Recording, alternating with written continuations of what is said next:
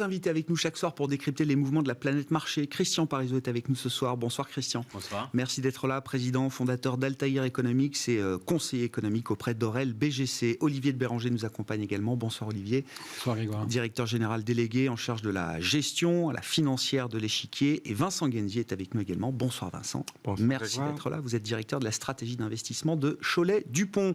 Hermès, un vieux sujet boursier mais toujours d'actualité qui je trouve est un bon point d'entrée pour la discussion du jour, peut-être. Hermès qui cumule plus de 80% de performance depuis le 1er janvier, je le disais, plus 200% par rapport au plus haut historique marqué avant le déclenchement de la crise Covid, donc en 2020.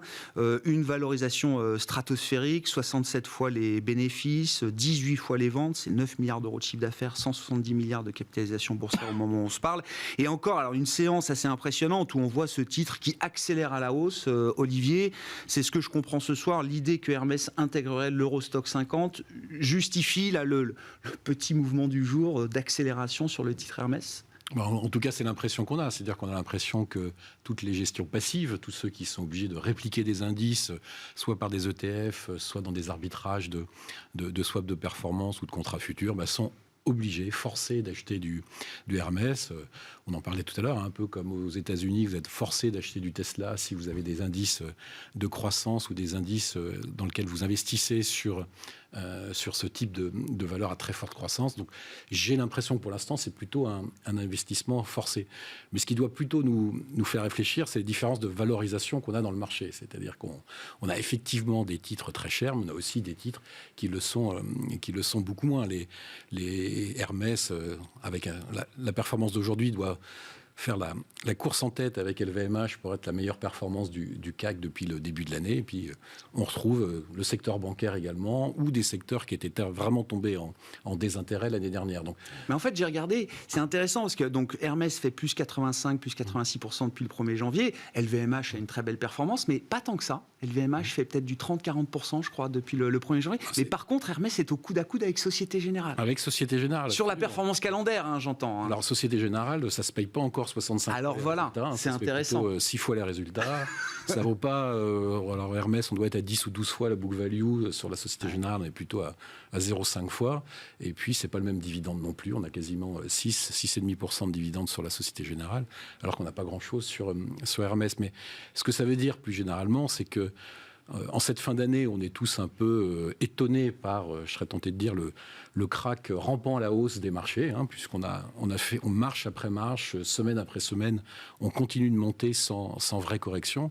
On s'aperçoit que l'indice en lui-même, quand on fouille un peu à l'intérieur, c'est pas tout qu'à monter, loin de là. Et même si le secteur bancaire a quasiment doublé depuis un an, il reste très peu cher en relatif, notamment par rapport aux valeurs de croissance. Et donc, bon, désolé, la question est un peu... mais si vous deviez choisir entre Hermès et Société Générale, aujourd'hui... Voilà, la réponse, elle est dans nos portefeuilles, on est investi dans la Société Générale. Ouais. Comment vous comprenez? Parce que je trouve que ce palmarès, là, si on se focalise sur le haut du panier, d'avoir Hermès et Société Générale au coude à coude en termes de performance, encore une fois, sur la performance calendaire depuis le 1er janvier. Il n'y a pas de match au-delà entre Hermès et Société Générale. Deux valeurs aux antipodes, qui évoluent dans deux mondes boursiers complètement différents. Qu'est-ce que ça nous dit effectivement des questionnements ou des convictions des investisseurs et des marchés? Je te l'ai dit tout à l'heure, ce qui est rare est cher. Ouais. Et donc ça, c'est pour Hermès alors. Voilà. Donc cette année, en fait, on a eu les deux aspects qu'a évoqué Olivier.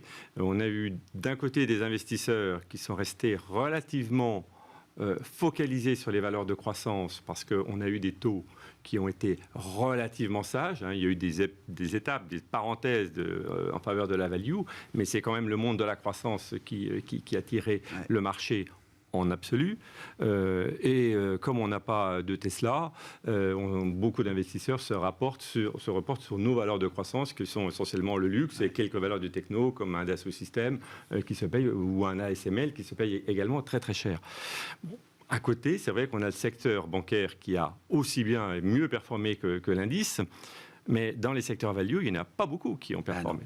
Donc le secteur bancaire, pourquoi? Parce que je crois qu'il a été joué pas à cause des vertus du secteur bancaire. Chaque fois que je demande à mes gérants, ils disent non, on ne veut pas de banque.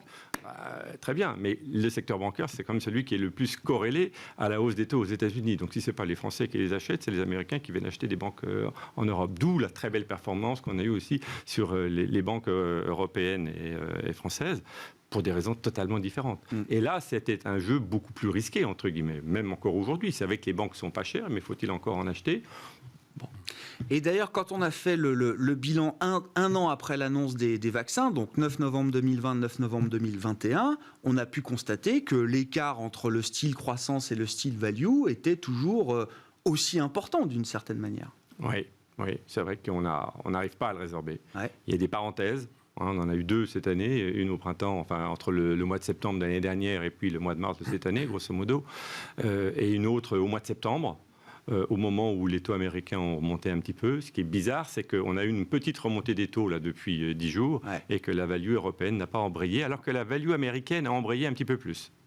Donc, ce qui n'était pas le cas lors des 2 épisodes précédents. La value européenne montait en même temps que la value américaine. Ouais. Et là, j'ai l'impression qu'il y a un petit décalage. Alors, est-ce que c'est à cause de la situation économique en Europe? Mais Christian nous en parlerait mieux que moi. On est un peu en décalage en Europe. Dans le momentum économique, on a encore des ISM, des indices PMI qui sont en phase de ralentissement. Ils sont encore assez élevés. Donc, on est bien en croissance, mais on a une croissance qui s'atténue un petit peu. Alors qu'aux États-Unis, pendant tout l'été, on a des ISM qui étaient très hésitants et qui ont commencé à redémarrer dans les derniers chiffres qui ont été publiés. Donc il y a peut-être des attentes économiques un peu plus fortes aux États-Unis qu'en Europe. Et c'est peut-être aussi pour ça que la value, en dehors des bancaires, a du mal à embrayer cette fois-ci. Christian, je reprends le point de départ étant Hermès. Moi, je veux bien qu'on redise un mot d'Hermès. Où est-ce que vous le classez dans la classification des bulles de marché aujourd'hui? C'est au même rayon que Tesla, que je sais pas, des valeurs de tech américaines qui gagnent pas d'argent, parce que ça gagne quand même beaucoup d'argent. Une belle marque, Hermès. une belle société. Non, mais où est-ce qu'on le met dans la nomenclature des bulles ou des exagérations de marché? Non, Hermès on est très clairement sur des exagérations de marché parce qu'on a beaucoup de liquidités. Moi, j'étais assez surpris. Je regardais récemment un graphique sur les statistiques de l'EPFR, vous savez, qui regarde les flux. Et c'est vrai qu'il y a un élément qui surprend, c'est on voit les flux qui sont sur le monétaire. Et ça n'a pas baissé. On aurait pu croire, avec ce qui s'est passé avec la bourse, recul du Covid au niveau mondial, même si on a une reprise, on pourrait dire les gens sont sortis du monétaire pour aller massivement. Non, ce qui se passe aujourd'hui, c'est que tous les nouveaux flux vont vers les actions. Ils vont un peu sur l'obligataire, sur le crédit, mais ils vont beaucoup sur les actions. Mais on a encore énormément de liquidités aujourd'hui qui est resté dans le monétaire depuis cette crise du Covid. Le stock investi sur le monétaire bouge pas. Il s'est pas dégonflé. Alors franchement, ça vous fait pas rêver. C'est pas le placement qui fait rêver. Donc ça montre plusieurs choses. D'une part, ça montre que globalement, les investisseurs, ils prennent du risque, mais il y a encore ce qu'on appelle l'effet TINA. C'est-à-dire qu'il y a encore le sentiment, on y va, je peux pas encore augmenter ma poche de monétaire, j'ai une épargne mondiale qui doit s'investir tous les mois. Je sais pas où aller, je vais pas aller sur le monétaire, je vais pas encore en mettre plus sur des trucs qui sont pas du tout attractifs. Donc je vais sur les actions, mais sur les actions, j'y vais toujours à reculons. Donc si je vais à reculons, je vais là où je pense qu'il y a le moins de risques. Et finalement, un Hermès, que vous le vouliez ou non, alors au-delà de l'aspect de valorisation, je parle en termes de qualité de boîte, ça reste quand même une entreprise qui n'est pas forcément à risque. Donc ça, c'est suivant votre appétit pour le risque. Alors c'est sûr que si vous êtes quelqu'un qui aime prendre du risque et qui aime jouer au casino, vous pouvez aller sur les petites valeurs américaines qui produisent 3 voitures électriques et qui se vendent hors de prix. Mais ça, on va dire, c'est une minorité d'investisseurs, peut-être même de particuliers, mais globalement, les investisseurs choisissent les sociétés longues. Donc déjà, première chose, on n'est pas sorti finalement de cet effet TINA, on n'a pas d'autre choix et on investit un peu par défaut. Deuxième réflexion, c'est que j'ai le sentiment que le marché n'arrive pas à se décider sur le scénario économique. C'est-à-dire que globalement, soit vous êtes à dire c'est l'inflation, c'est le grand retour de l'inflation, vous achetez les bancaires. Parce que vous allez jouer la hausse des taux longs, pontification de la courbe des taux, amélioration des marges. Et puis, le secteur bancaire, c'est celui qui va le mieux résister s'il y avait un vrai problème sur les taux longs. Bancaire, assureur, ça serait vraiment les secteurs à jouer. Soit vous êtes sur l'idée, on va vers un ralentissement économique. Stagnation séculaire. Retour à la stagnation séculaire. Peut-être pas aussi fort, je vais pas aller jusque-là, mais au moins cette inflation pèse sur les revenus réels des ménages, pèse sur le pouvoir d'achat des ménages. Très très vite, cette inflation va se calmer, mais derrière, ça va peser sur la croissance. Et là, vous allez vers des valeurs de croissance. Vous n'allez pas, surtout pas, vers des valeurs cycliques ou surtout pas vers des secteurs qui jouent finalement cette reprise économique très forte. Et là, on voit que le marché ne sait pas se décider. Ou alors, en tout cas, il y a des points de vue très divergents au sein des gérants. Et donc, c'est normal de retrouver Hermès et Société Générale en tête du palmarès des performances boursières sur l'année. Ça prouve qu'il y a des gens qui pensent différemment sur le marché. Alors, c'est de la beauté du marché, hein, parce que sinon, il n'y aurait pas de marché. Hein. Mais ça prouve que le marché n'a pas tranché. Il n'y a pas aujourd'hui un consensus fort. Et là aussi, je regardais les enquêtes qui sont faites auprès des investisseurs, et c'était assez impressionnant aussi de voir que les investisseurs ont tous le sentiment que l'année prochaine, il va y avoir une croissance plus lente, ça va vraiment ralentir. Ils ont tous l'impression qu'il y aura des pressions sur les marges des entreprises. Bon, c'est vrai qu'on est au plus haut historique, donc on peut qu'aller vers ça. Mais globalement, il n'y a pas de scénario économique derrière qui est vraiment joué aujourd'hui. C'est-à-dire qu'on a l'impression que l'année prochaine sera plus compliquée, sera plus dure, mais derrière, on n'a pas vraiment fait encore son scénario économique. Et donc, ça laisse vraiment encore beaucoup de mouvements à faire, parce que derrière, je pense que les rotations sectorielles ne sont pas encore faites, et on peut attendre quand même encore pas mal de mouvements dans les prochaines semaines. Donc, il y a encore de l'incertitude dans ce marché-là. Il y a de l'incertitude, et ça se voit à travers les autres marchés. On le voit à travers la volatilité des taux, à travers la volatilité de tout ce qui se passe au niveau des changes. Par contre, il y a le sentiment, à mon avis, il y a cette épargne qui est là, cette liquidité qui arrive tous les mois. Et tant qu'on a cette liquidité et qu'on ne sait pas où le placer autre part, et ben finalement, ça nourrit toujours la hausse des indices dans leur ensemble.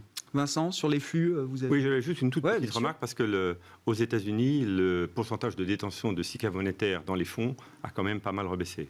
On est aux alentours de 4 ou 5. Je parlais de l'encours global. Oui. Non, l'épargne reste très importante et elle va probablement encore venir sur les marchés, mais à très court terme, dans les fonds américains, le niveau de liquidité a beaucoup baissé. Est-ce qu'il y a encore suffisamment de peur et d'inquiétude dans ce marché? Et je dis ça parce que les gérants, les investisseurs aiment bien qu'il y ait un peu de peur, pas trop, pour être sûr que tout le monde n'est pas investi pleinement et que le marché puisse continuer de monter. C'était hier à l'occasion d'un sommet organisé par Bloomberg, prise de parole du CEO de Goldman Sachs, David Solomon, 40 ans de carrière, qui dit oui, je reconnais qu'on est à un moment où, alors il le dit, market greed is now outpacing fear. Il y a plus d'avidité en net que de peur dans le marché, en tout cas à travers la vision globale qu'il peut avoir. Pour rebondir sur ce que disait Christian. Et aux États-Unis. Et aux États-Unis. Et en parlant depuis les États-Unis, bien sûr. Oui. Ça dépend un peu si on regarde les flux, on regarde les sentiments. Parce que ce qui est quand même assez étrange, c'est qu'on voit qu'effectivement, les taux d'investissement SICAV monétaire sont au plus bas. Si vous regardez l'exposition aux actions des hedge funds, c'est plutôt au plus haut. Si vous regardez l'exposition globale des investisseurs aux actions, on est proche des plus hauts historiques. Donc, ce qui semblerait valider la thèse du grid. Mais si vous regardez les indices de confiance, et c'est sans doute parce qu'il y a une incertitude sur l'économie dans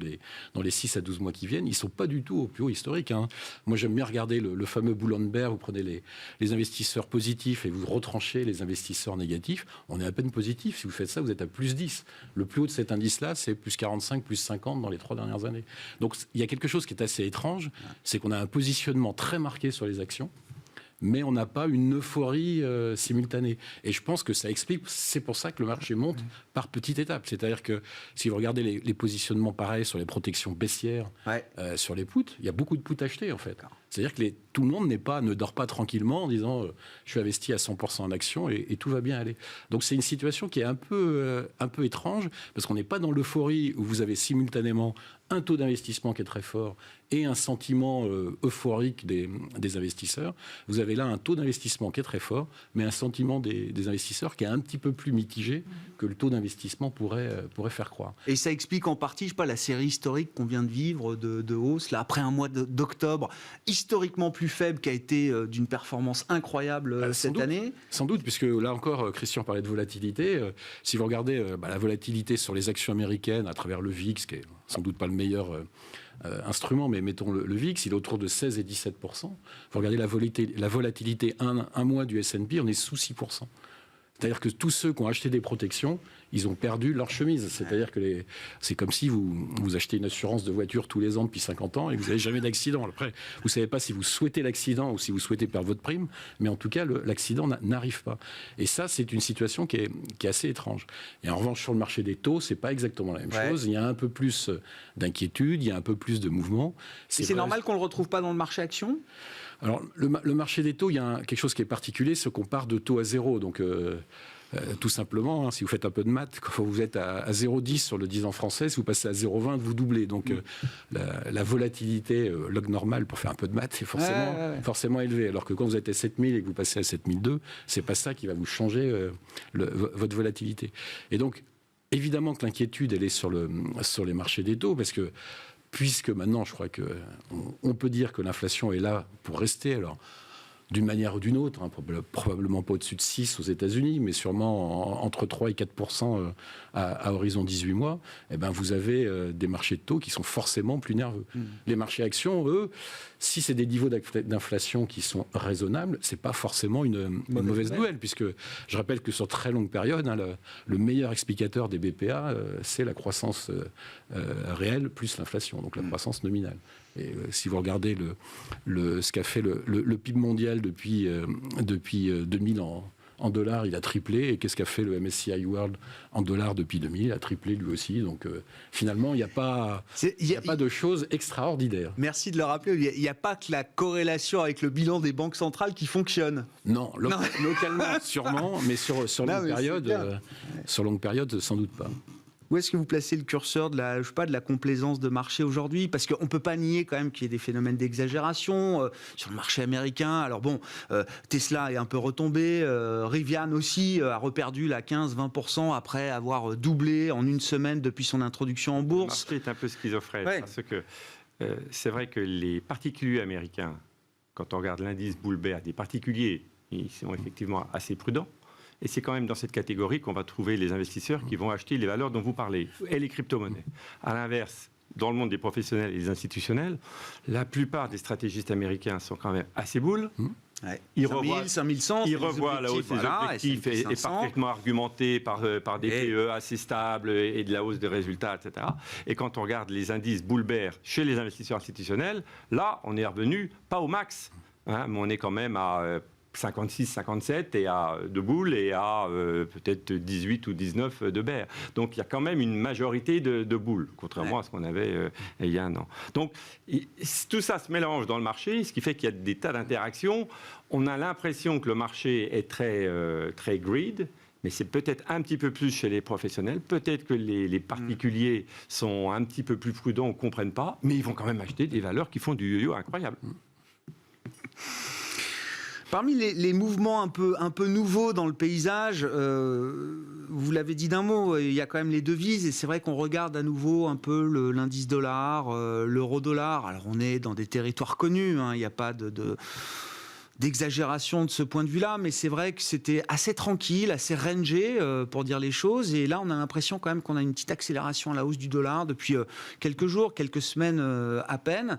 L'euro-dollar gère le niveau de 1,13, on était à 1,22 en début d'année, donc ça reste tout à fait contenu de ce point de vue-là, mais je ne sais pas, est-ce qu'il y a quelque chose à mettre derrière ce sourire du dollar qui s'accélère un peu, Christian ? Oui, de toute façon, c'est vrai que le marché d'échange, c'est celui qui est le plus complexe, parce qu'en général, on a toutes les variables qui tombent dessus. Oui. Mais là, des déterminants qui changent. Il se trouve que là, il y a une vraie logique économique, alors elle n'est pas toujours constante, la logique économique sur l'échange, mais là, elle est très claire, et le marché joue clairement les écarts de politique monétaire et les écarts de risque inflationniste entre les zones. C'est-à-dire que globalement, on a affaibli le yen parce qu'on se dit que la BOJ, alors les Japonais, ils n'arrivent même pas à avoir de l'inflation actuellement. Donc, alors, avant qu'ils remontent les taux, je pense qu'on a encore une génération à attendre. Nouveau Premier ministre lance un nouveau plan de relance. On va voir s'il est inflationniste, mais bon, on va dire que le Japon, c'est vraiment, on se dit, il n'y a plus rien à attendre de la BOJ.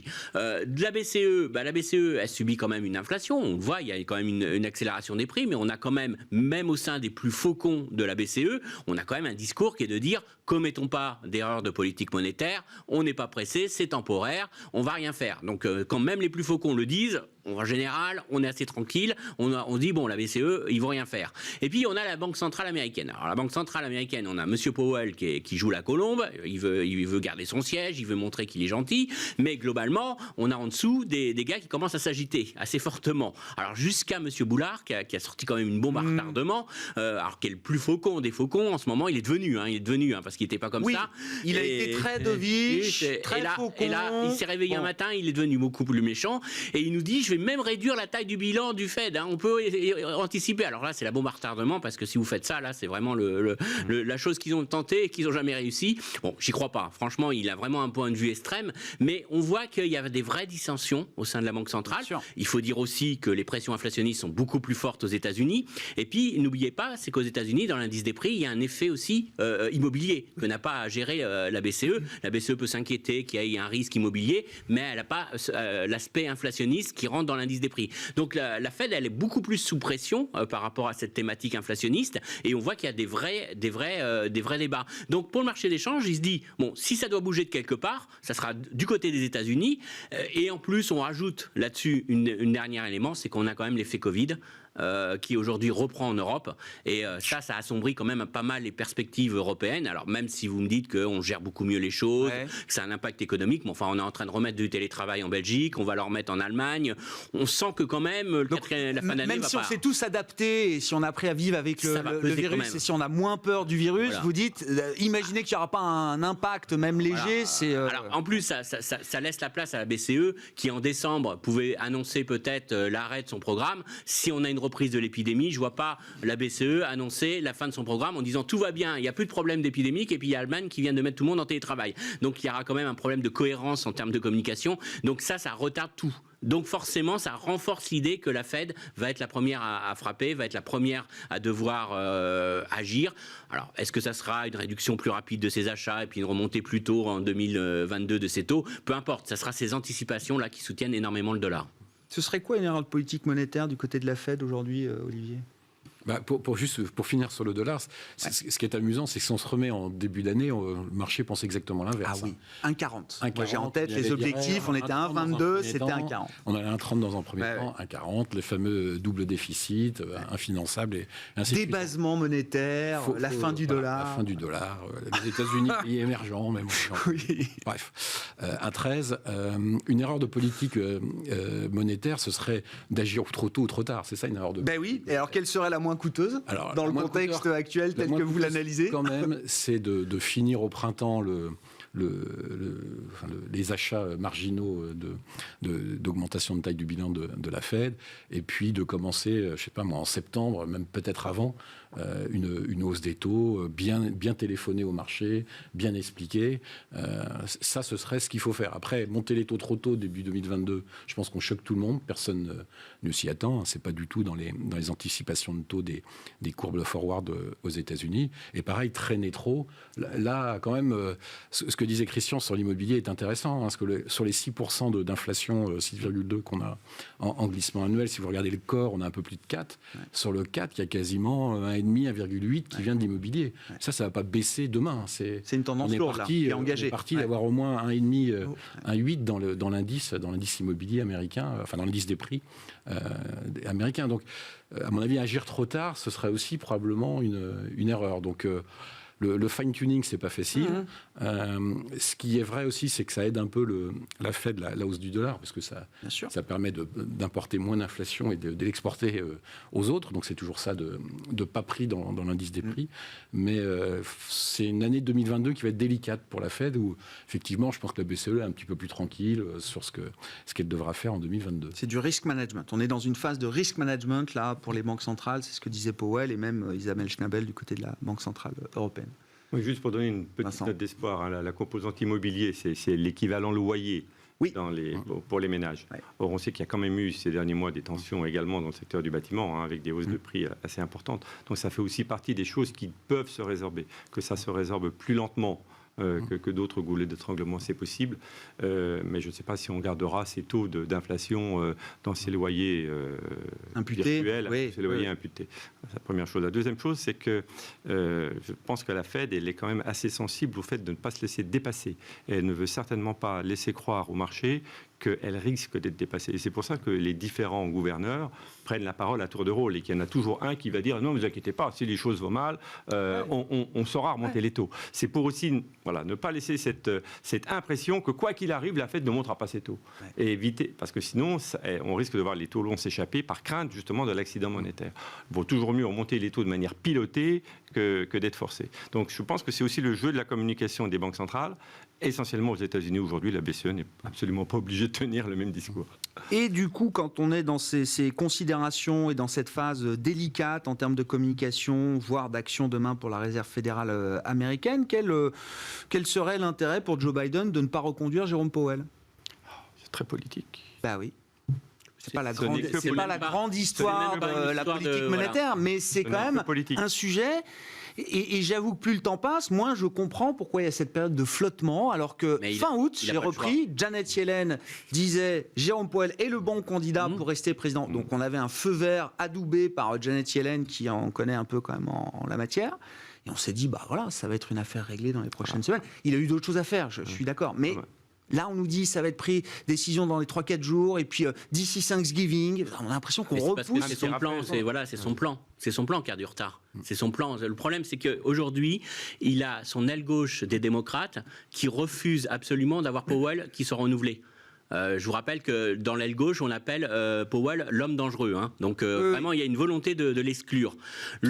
Coulant avec les banques. Voilà, et puis ils veulent vraiment le dévisser. Le problème, c'est que Biden, il a besoin de cette aile gauche pour faire passer son plan, son deuxième plan, au niveau du Congrès. Le problème, c'est que la solution de rechange, c'est Madame Brennhardt. Oui, Laëlle Brennhardt. Laëlle Brennhardt.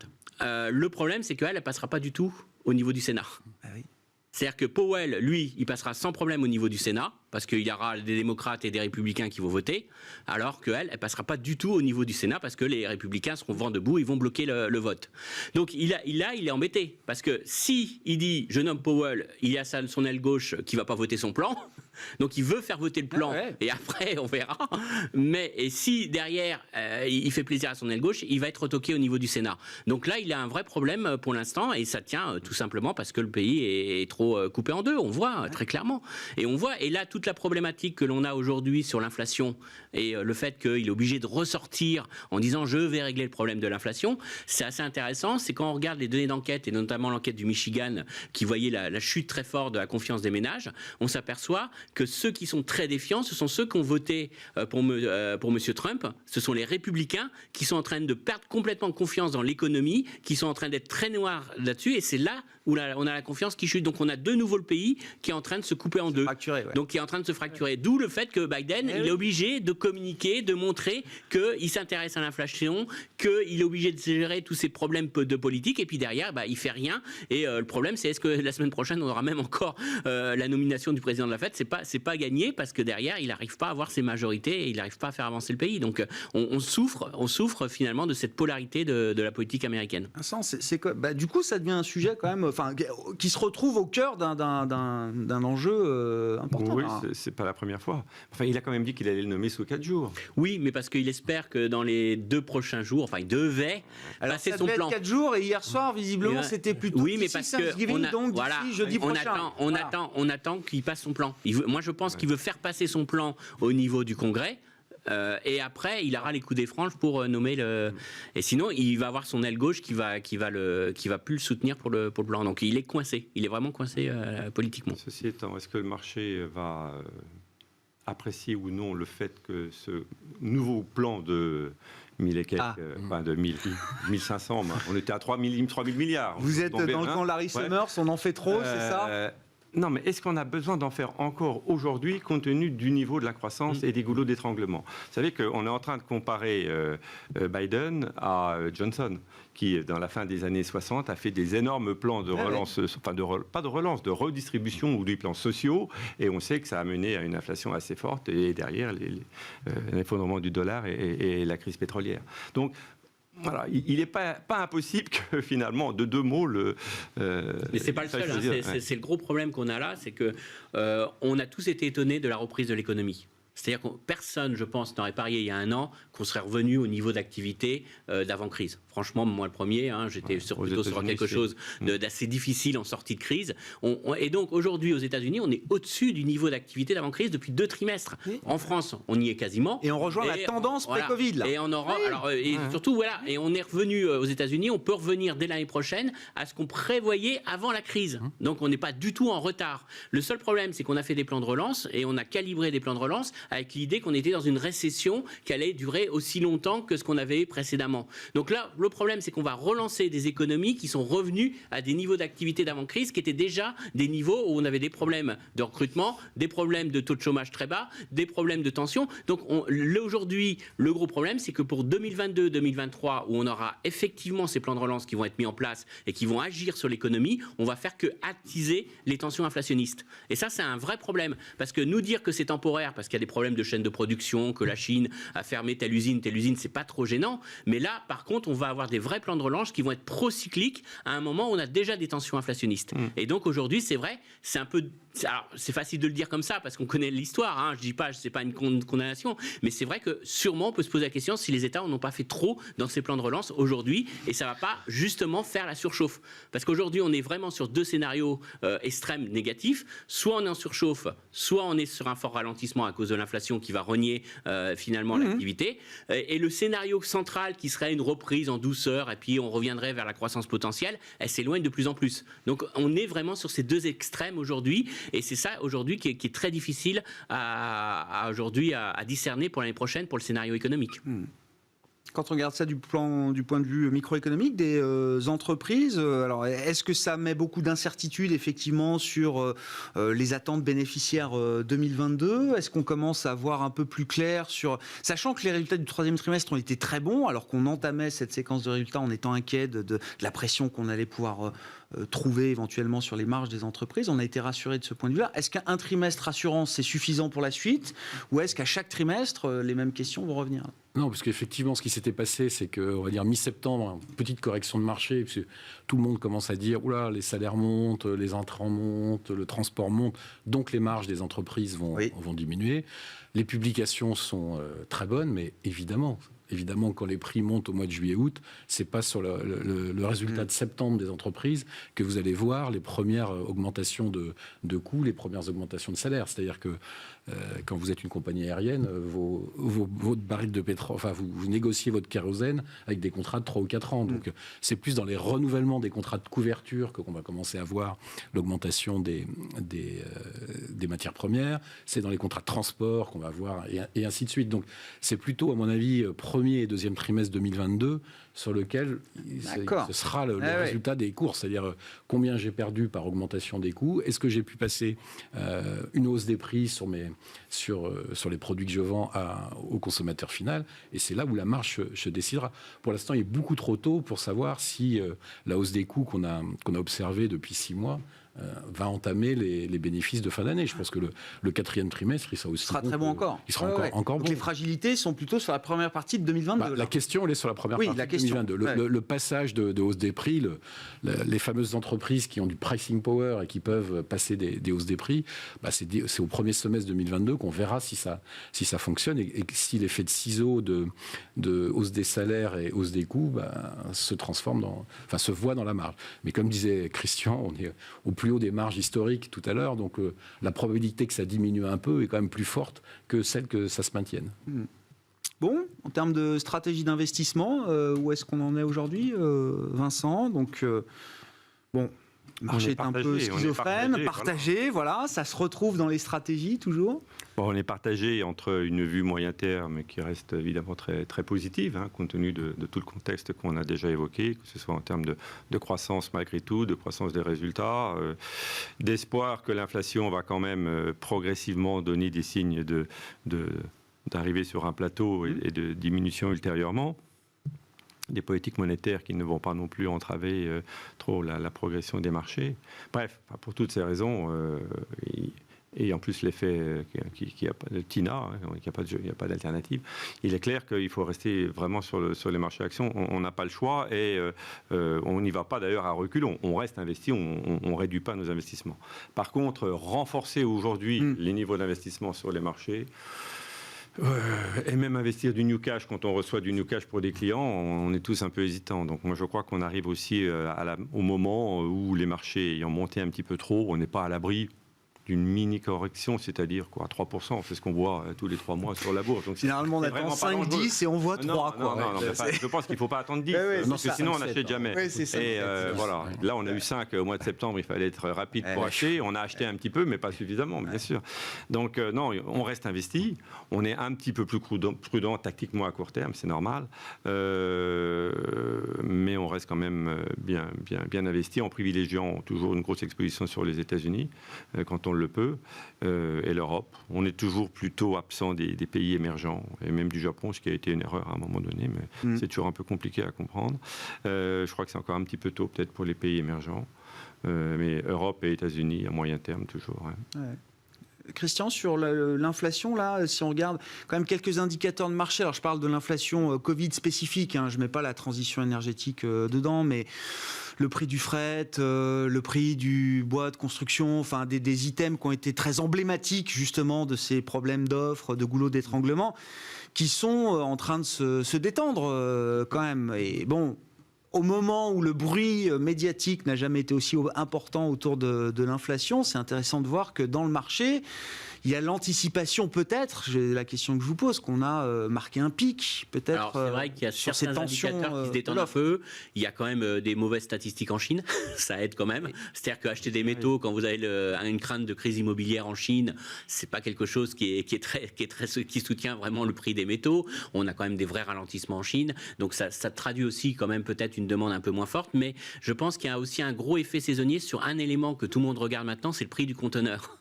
Et sauf que quand on regarde ce qui s'est passé, alors la semaine dernière, on a eu presque moins 25% sur le prix des conteneurs qui vont de l'Asie vers les États-Unis, mais et tout le monde s'est dit ça y est, c'est fini, la demande baisse, ça y est, ça se détend, ça revient normal. Alors attention, je mets juste un bémol, attention, parce que c'est pas du tout évident que ça soit un vrai signal. C'est un signal pour moi très saisonnier.